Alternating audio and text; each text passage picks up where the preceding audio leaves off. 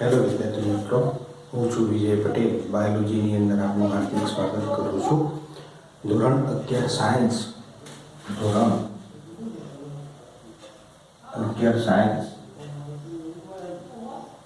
પ્રકરણ નંબર 5 વિશે આપણે અભ્યાસ કરી રહ્યા હતા. આજનો આપણો ટોપિક છે કે પુષ્પ વિન્યાસ.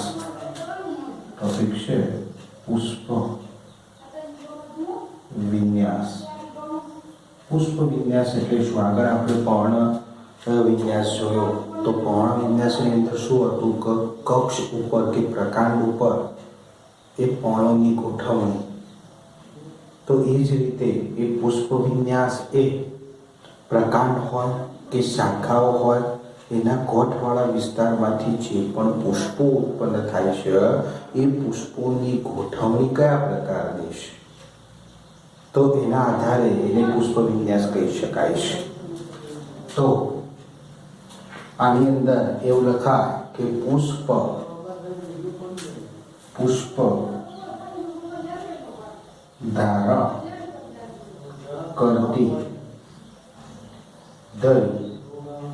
આ ધરીના સંદર્ભમાં એને પ્રકાંડ તમે કહી શકો છો. પ્રકાંડને કોઈ પણ કક્ષ પરિકારમાંથી નીકળતી કોઈ શાખા કહી શકો, અને એ શાખા ઉપર પુષ્પનું નિર્માણ થતું હોય. તો પુષ્પ ધારણ કરતી ધરી અથવા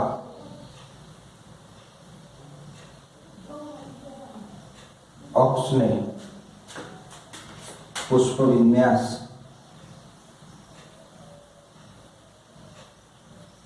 અક્ષ તરીકે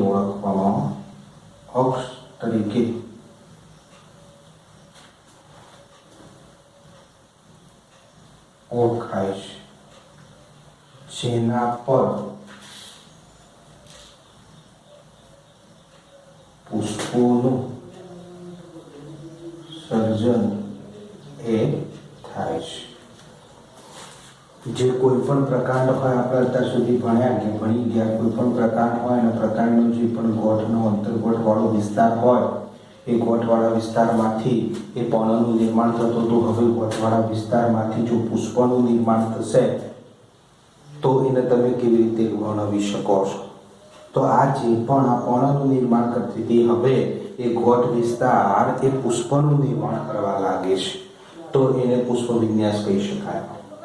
તો આ જે પ્રકાંડ અથવા તો જે ધરી ખરી, જે શાખા ખરી, કે જેના ઉપર એ ગોઠવાળા વિસ્તારમાંથી એ નવા પુષ્પનું નિર્માણ થાય છે, તો જેના ઉપરથી નિર્માણ થાય છે એ પુષ્પ વિન્યાસ અક્ષ કહેવાય. તો આ જે પણ છે મેં દોરી છે એ પુષ્પ વિન્યાસ અક્ષ, કે જેના ઉપર હવે એ શું થશે?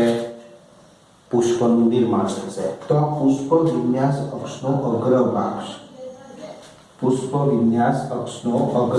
છે.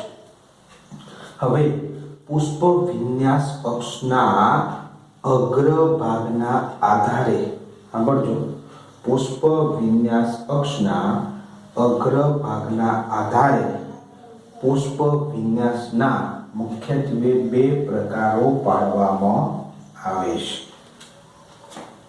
પુષ્પ વિન્યાસ અક્ષના અગ્રભાગના આધારે મુખ્યત્વે બે પ્રકારો પાડવામાં આવે: અનિયમિત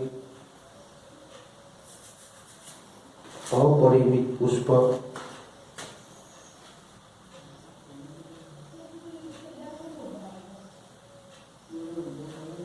અને પરિમિત પુષ્પ. પુષ્પ વિન્યાસ અક્ષના અગ્રભાગના આધારે એના મુખ્યત્વે બે પ્રકારો પાડવામાં આવે: અપરિમિત પુષ્પ અને પરિમિત પુષ્પ. એટલે કેવી રીતે? કોઈ પણ વનસ્પતિ હોય, એ કોઈ પણ વનસ્પતિની પુષ્પ વિન્યાસ અક્ષ, બરોબર, કોઈ શાખાનો અગ્રભાગ હોય તો એ પુષ્પ વિન્યાસ અક્ષનો અગ્રભાગ કહી શકાય. જેથી હવે આ ગોઠવાળા વિસ્તારમાંથી પુષ્પનું નિર્માણ થતું હોય એવી ધરી એનો અગ્રભાગ. તો પુષ્પ વિન્યાસ અક્ષનો અગ્રભાગ જો પુષ્પમાં કન્વર્ટ ન થતો હોય. સાંભળજો, એકદમ શોર્ટમાં તમને સમજાવું છું. અપરિમિત પુષ્પ અને પરિમિત પુષ્પનો અંતર. પુષ્પ વિન્યાસ અક્ષનો અગ્રભાગ એ પુષ્પમાં કન્વર્ટ ન થાય તો એને અપરિમિત પુષ્પ કહેવાય. અને જો પુષ્પ વિન્યાસ અક્ષનો અગ્રભાગ એ પુષ્પમાં કન્વર્ટ થાય તો એને પરિમિત પુષ્પ તરીકે ઓળખવામાં આવે છે. બરોબર? તો એના આધારે આપણે જોઈએ અપરિમિત પુષ્પની વ્યાખ્યાના સંદર્ભમાં.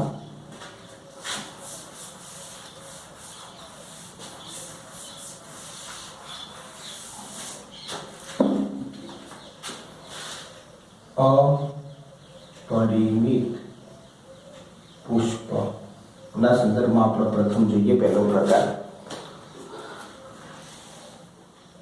પુષ્પ વિન્યાસ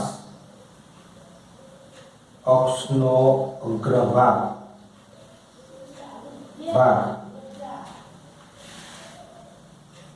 પુષ્પમાં નિર્માણ પામતો નથી અને સતત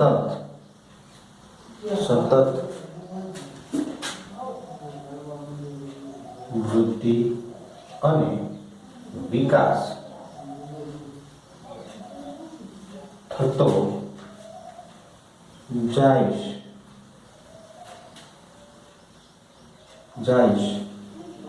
અને તે અક્ષ પર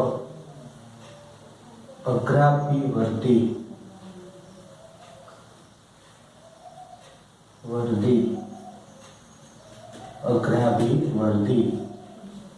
ક્રમમાં પુષ્પનું નિર્માણ થતું હોય.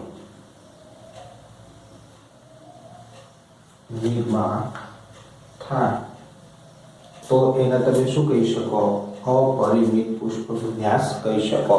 વ્યાખ્યા અનુસાર જોઈએ પુષ્પ વિન્યાસ અક્ષ અગ્રભાગ. તો અગ્રભાગ આ એ શું કરે છે? પુષ્પમાં નિર્માણ પામતો નથી એટલે અગ્રભાગ પુષ્પમાં નિર્માણ પામશે નહીં, ટોચવાળો ભાગ, અને સતત વૃદ્ધિ અને વિકાસ કરે છે. તો સતત આ ભાગ વૃદ્ધિ અને વિકાસ કરશે એટલે પુષ્પ વિન્યાસ અક્ષની લંબાઈમાં શું થતો જશે? વધારો થતો જશે. અને તે અક્ષ પર અગ્રાભિવર્ધી ક્રમમાં નવા પુષ્પનું નિર્માણ થાય છે. એટલે કે ગોઠવાળો વિસ્તાર ખરો એમાં અગ્રાભિવર્ધી ક્રમમાં પર્ણનો એ એકાંતરિત રીતે જેવી રીતે એકાંતરિત રીતે પર્ણો ઉત્પન્ન થતા હતા એ રીતે એ અહીંયા એ શું થશે? અગ્રાભિવર્ધી ક્રમમાં એક પુષ્પ, આ બીજું પુષ્પ, આ ત્રીજું પુષ્પ, એમ એકાંતરિત રીતે એ સતત નવા પુષ્પો ઉત્પન્ન થતા જશે અને એક લાંબી પુષ્પની ગુંજ તૈયાર થતી જશે. દરેક ગોઠમાંથી એક જ પુષ્પનું એ નિર્માણ થતું હોય છે.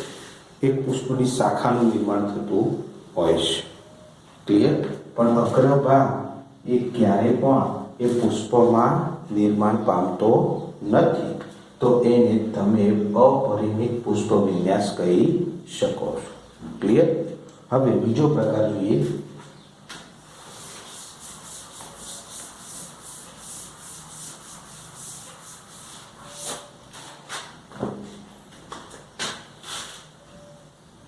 પરિમિત પુષ્પ વિન્યાસ. હવે પરિમિત પુષ્પ વિન્યાસ તમે કોનું કહેશો? તો પરિમિત પુષ્પ વિન્યાસ એને કહેવાય કે પુષ્પ વિન્યાસ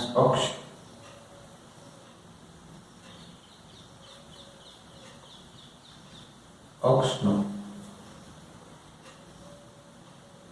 અગ્રભાગ, પુષ્પ વિન્યાસ અક્ષનો અગ્રભાગ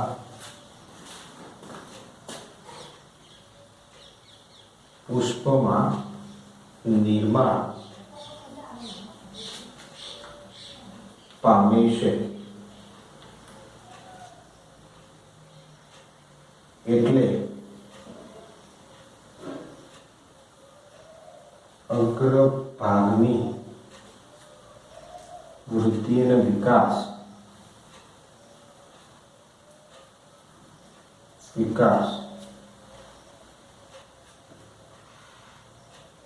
અવરોધાય છે.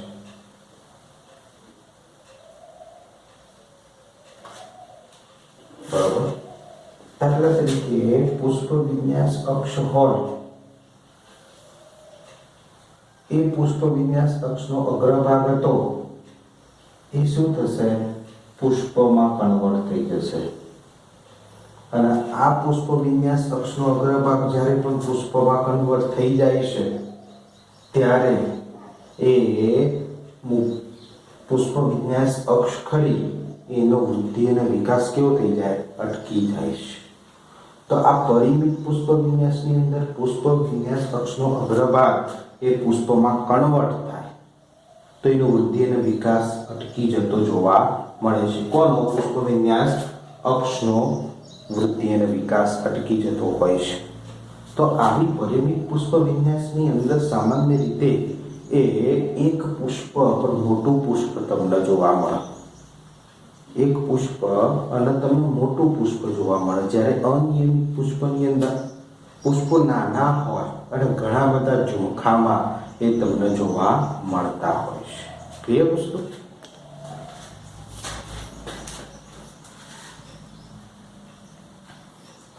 ઘણીવાર એ શાખાઓની અંદર પણ એ પુષ્પ ઉત્પન્ન થતું હોય છે.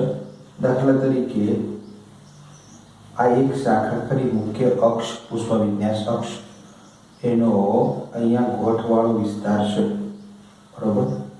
તો અહીંયા પુષ્પનું નિર્માણ થઈ ગયું. આ પુષ્પ નિર્માણ. તો એની નીચેની ગોઠ ખરી, એ નીચેની ગોઠમાંથી એક નવી પુષ્પની શાખા નીકળશે. નવી પુષ્પની શાખા નીકળશે અને એ શાખાનો અગ્રભાગ એ પુષ્પમાં કન્વર્ટ થશે. આ શાખાનો અગ્રભાગ પુષ્પમાં કન્વર્ટ થશે. ખ્યાલ? તો એમ દરેક શાખાના અગ્રભાગે એ પુષ્પનું નિર્માણ થતું હોય તો એને તમે શું કહી શકો? પરિમિત પુષ્પ વિન્યાસ કહી શકો.